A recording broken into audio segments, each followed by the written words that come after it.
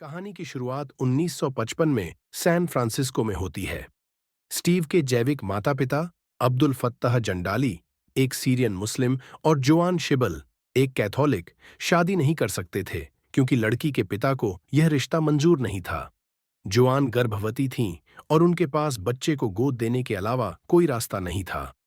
Joan की एक जिद थी, उनका बच्चा जो भी गोद ले वो पढ़े लिखे ग्रेजुएट होने चाहिए। एक वकील और उसकी पत्नी स्टीव को गोद लेने वाले थे, लेकिन ऐन मौके पर उन्होंने मना कर दिया क्योंकि उन्हें लड़की चाहिए थी। फिर नंबर आया पॉल और क्लारा जॉब्स का। पॉल एक मैकेनिक थे जिन्होंने हाई स्कूल भी पूरा नहीं किया था, और क्लारा भी कॉलेज पास नहीं थीं। जब जोआन स्टीव की असली मां को यह पता चला, तो उन्होंने गोद देने के कागजात साइन करने से साफ मना कर दिया।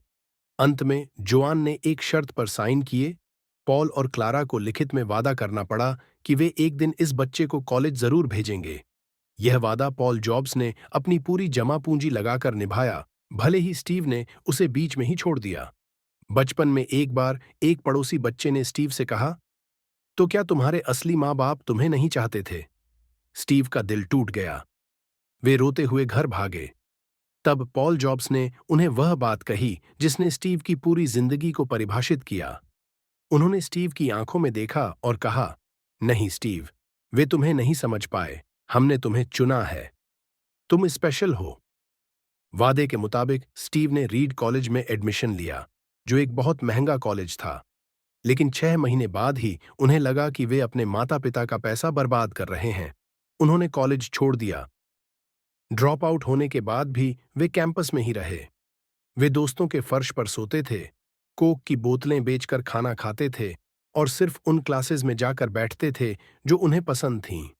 इनमें से एक क्लास थी, कैलीग्राफी, सुलेख कला। उस समय इस क्लास का कोई व्यावहारिक उपयोग नहीं था, लेकिन स्टीव ने वहां सीखा कि सेरिफ और sans सेरिफ फ़ॉन्ट्स क्या होते हैं, अक्षरों के बीच का स्पेस कैसे भावनाओं को बदल सकता है।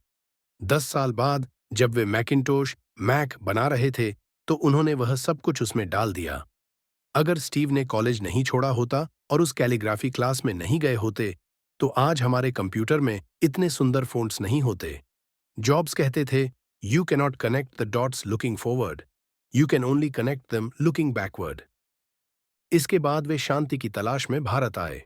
वे कैंची धाम के नियम करोली बाबा से मिलना चाहते थे, लेकिन जब वे वहां पहुंचे, बाबा का निधन हो चुका था। स्टीव ने भारत में कई महीने बिताए, लूंगी पहनी, सिर मुंडवाया और भीषण पैचिश डिसेंट्री का शिकार हुए। भारत ने उन्हें दो चीजें दीं, पहली सादगी का महत्व, और दूसरी यह समझ कि पश्चिमी दुनिया का लॉजिक और पूर्वी दुनिया का इंट्यूशन जब मिलते हैं तो जादू होता है। वापस आकर जब उन्होंने काम करना शुरू किया, तो वे अटारी गेम कंपनी में नाइट शिफ्ट में काम करते थे, क्योंकि उनके सहकर्मी उनके साथ काम नहीं करना चाहते थे। स्टीव को लगता था कि वे सिर्फ फल खाते हैं, इसलिए उन्हें नहाने की जरूरत नहीं है और उनके शरीर से गंध नहीं आती। लेकिन हकीकत यह थी कि वे बहुत बुरी तरह महकते थे। वे कई हफ्तों तक सिर्फ गाजर खाते थे, यहां तक कि उनका रंग भी हल्का नारंगी पड़ने लगता था। वे ऑफिस में घुसते ही अपने गंदे पैर मेज पर रख देते थे। यह उनका वो दौर था जब वे जीनियस कम और पागल ज्यादा लगते थे। फिर उनकी मुलाकात हुई स्टीव वोज़नियाक वोजी से। वोज तकनीकी जादूगर थे और जॉब्स विजनरी। 1976 में जॉब्स के पिता के गैराज में एप्पल का जन्म हुआ। जॉब्स ने अपनी प्यारी फॉक्सवैगन वैन बेची और वोज ने अपना एचपी कैलकुलेटर। उनके पास पैसे नहीं थे, लेकिन जिद थी। पहला प्रोडक्ट था एप्पल आई, लेकिन असली धमाका एप्पल 2 के साथ हुआ। यह पहला कंप्यूटर था जो आम लोगों के लिए बना था, न कि सिर्फ वैज्ञानिकों के लिए। जॉब्स ने इसके केस के डिजाइन पर हफ्तों काम किया। वे चाहते थे कि कंप्यूटर एक घरेलू उपकरण जैसा दिखे, न कि किसी मशीन जैसा। 22 साल की उम्र में स्टीव जॉब्स करोड़पति बन चुके थे। पैसा उनके लिए मायने नहीं रखता था, लेकिन परफेक्शन रखता था। वे अपने घर के लिए सोफा या वॉशिंग मशीन खरीदने में महीनों लगा देते थे, क्योंकि उन्हें कोई भी डिजाइन परफेक्ट नहीं लगता था। यह कहानी का वह हिस्सा है जिसने कंप्यूटर जगत को बदल दिया। 1979 में जॉब्स को पता चला कि एक्सरॉक्स कंपनी के रिसर्च सेंटर में कुछ कमाल की टेक्नोलॉजी है। जॉब्स ने जेरॉक्स के साथ एक डील की, तुम मुझे अपनी टेक्नोलॉजी दिखाओ, मैं तुम्हें एप्पल के शेयर सस्ते में दूंगा। जब जॉब्स वहां गए तो उन्होंने 3 चीजें देखीं। पहली दो उन्हें याद भी नहीं रहीं, लेकिन तीसरी चीज देखकर वे उछल पड़े। वह थी ग्राफिकल यूजर इंटरफेस और माउस।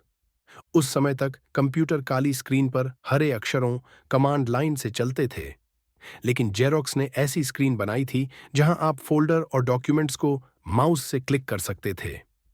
जॉब्स ने चिल्लाते हुए कहा, तुम लोग सोने की खदान पर बैठे हो और तुम्हें पता ही नहीं है। जेरोक्स के अधिकारी इसे समझ नहीं पाए थे, लेकिन जॉब्स समझ गए। वे वापस आए और अपनी टीम से कहा, सब कुछ छोड़ो, हमें यही बनाना है। पिकासो ने कहा था, अच्छे कलाकार कॉपी करते हैं, महान कलाकार चोरी करते हैं। जॉब्स ने इसे सच कर दिखाया। उन्होंने जेरोक्स के आइडिया को लिया और उसे मैकिन्टोश में बदलकर दुनिया को बेच दिया। 1980 के दशक में जॉब्स मैकिन्टोश टीम को लीड कर रहे थे। वे कहते थे, it's better to be a pirate than join the navy. उन्होंने सचमुच ऑफिस की छत पर एक समुद्री डाकू का झंडा लगवा दिया था। लेकिन जॉब्स के साथ काम करना नरक जैसा था। वे अपने कर्मचारियों को सुबह 3 बजे कॉल करते, उनके काम को कचरा शिट कहते। यह वह दौर था जब उनकी कुख्यात रियलिटी डिस्टॉर्शन फील्ड अपने चरम पर थी। अगर कोई इंजीनियर कहता, बूट होने में 1 मिनट लगता है, इसे कम नहीं कर सकते, तो जॉब्स कहते, अगर इससे किसी की जान बच सकती हो तो क्या तुम इसे 10 सेकंड कम कर पाओगे? इंजीनियर हाँ कहता। जॉब्स समझाते, अगर 50 लाख लोग इसे यूज करेंगे और हम 10 सेकंड बचाएं तो साल में कई जिंदगियां बच जाएंगी। और इंजीनियर वो असंभव काम कर देते। लेकिन उनकी तानाशाही महंगी पड़ी। 1985 में जॉन स्कली और बोर्ड ने मिलकर जॉब्स को उनकी ही कंपनी से निकाल दिया। यह एक पिता को उसके बच्चे से दूर करने जैसा था। जॉब्स बुरी तरह टूट गए। एप्पल से निकाले जाने के बाद जॉब्स ने नेक्स्ट कंप्यूटर बनाया। यहां उनका परफेक्शनिज्म पागलपन की हद तक पहुंच गया। वे चाहते थे कि कंप्यूटर के अंदर के स्क्रू भी महंगे वाले हों, भले ही उन्हें कोई देख न सके। उन्होंने फैक्ट्री की मशीनों को भी कई बार पेंट करवाया। नतीजा, कंप्यूटर इतना महंगा हो गया कि बिका ही नहीं। लेकिन उसी दौरान उन्होंने पिक्सार को खरीदा। यह एक छोटी एनिमेशन कंपनी थी। जॉब्स ने इसमें करोड़ों लगाए। जब टॉय स्टोरी बन रही थी तो डिज्नी चाहता था कि वुडी थोड़ा ईर्ष्यालु हो। जॉब्स और उनकी टीम ने मना कर दिया। वे कहानी में आत्मा चाहते थे। जब टॉय स्टोरी रिलीज हुई तो उसने इतिहास रच दिया। जॉब्स ने साबित कर दिया कि वे सिर्फ गैजेट्स के सौदागर नहीं हैं, वे कहानियों के भी जादूगर हैं। पिक्सर के आईपीओ ने उन्हें अरबपति बना दिया, एप्पल से भी ज्यादा अमीर। 1997 में एप्पल डूबने वाली थी। माइकल डेल ने कहा था, मैं होता तो कंपनी बंद करके पैसे लौटा देता। तभी एप्पल ने नेक्स्ट को खरीदा और जॉब्स की घर वापसी हुई। जॉब्स ने आते ही 70% प्रोडक्ट्स बंद कर दिए। प्रिंटर, सर्वर, सब कचरे में। उन्होंने एक ग्रिड बनाया और कहा, हम सिर्फ 4 कंप्यूटर बनाएंगे और वे दुनिया के सबसे बेहतरीन होंगे। फिर आया think different campaign, here's to crazy ones. यह विज्ञापन सिर्फ विज्ञापन नहीं था, यह जॉब्स का अपना मैनिफेस्टो था। उन्होंने दुनिया को बताया कि एप्पल उनके लिए है जो दुनिया बदलने का पागलपन रखते हैं। इस दौर में स्टीव जॉब्स ने अपनी मशहूर यूनिफॉर्म पहनना शुरू किया। इसकी कहानी बड़ी दिलचस्प है। 1980 के दशक में जॉब्स जापान गए थे और सोनी की फैक्ट्रियों का दौरा किया। उन्होंने देखा कि वहां हजारों वर्कर्स एक जैसी यूनिफॉर्म पहनते हैं। अकियो मोरिता, सोनी के को-फाउंडर, ने बताया कि युद्ध के बाद लोगों के पास कपड़े नहीं थे, इसलिए कंपनी ने कपड़े दिए और बाद में यह एकता का प्रतीक बन गया। जॉब्स को यह आइडिया बहुत पसंद आया। वे वापस आए और एप्पल के लिए भी यूनिफॉर्म बनाने की कोशिश की। लेकिन एप्पल के कर्मचारियों ने उन्हें हूट कर दिया। उनका आइडिया फेल हो गया। लेकिन जॉब्स ने सोचा, मैं अपने लिए तो यूनिफॉर्म बना ही सकता हूं। वे प्रसिद्ध डिजाइनर इसे मियाके के पास गए और उनसे अपने लिए 100 काले टर्टलनेक बनवा लिए। उन्होंने अपनी अलमारी दिखाई और कहा, मेरे पास पूरी जिंदगी के लिए कपड़े हैं। इससे उन्हें सुबह यह सोचने में समय बर्बाद नहीं करना पड़ता था कि आज क्या 100 काले टर्टलनेक बनवा लिए। उन्होंने अपनी अलमारी दिखाई और कहा, मेरे पास पूरी जिंदगी के लिए कपड़े हैं।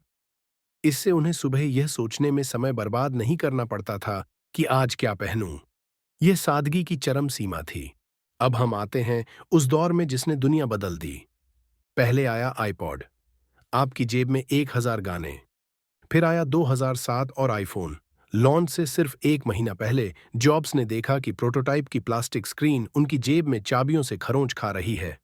वे गुस्से में आ गए। उन्होंने कहा, मुझे प्लास्टिक नहीं, ग्लास चाहिए।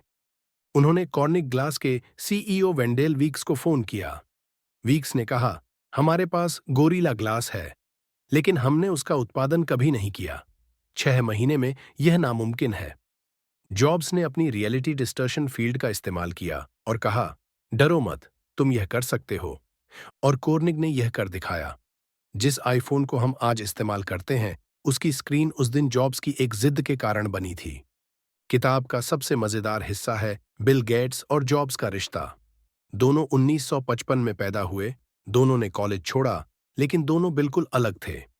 गेट्स ओपन सिस्टम चाहते थे, सॉफ्टवेयर हर जगह हो। जॉब्स क्लोज्ड सिस्टम चाहते थे, हार्डवेयर सॉफ्टवेयर पर पूरा कंट्रोल। जॉब्स गेट्स के बारे में कहते थे, बिल के पास कोई टेस्ट नहीं है, वह बस नकल करता है। गेट्स कहते थे, स्टीव को टेक्नोलॉजी नहीं आती, वह बस लोगों को सम्मोहित करना जानता है। लेकिन वे एक दूसरे का सम्मान करते थे। जब जॉब्स बीमार पड़े तो गेट्स उनसे मिलने उनके घर गए। दोनों लिविंग रूम में बैठे और पुराने दिनों को याद किया। जॉब्स ने कहा, बिल, हमने दुनिया को बदल दिया, है ना? ये टेक्नोलॉजी के दो दिग्गजों का आखिरी मिलन था। जब जॉब्स ने एप्पल स्टोर खोलने का फैसला किया तो एक्सपर्ट्स ने कहा, यह फेल होगा। लेकिन जॉब्स एक दुकान नहीं, एक मंदिर बनाना चाहते थे। उन्होंने इटली के फ्लोरेंस शहर के फुटपाथों से प्रेरणा ली और स्टोर्स में वैसे ही पत्थर लगवाए। उन्होंने सीढ़ियों को कांच का बनवाया। आज एप्पल स्टोर दुनिया में प्रति वर्ग फुट सबसे ज्यादा कमाई करने वाली जगह है।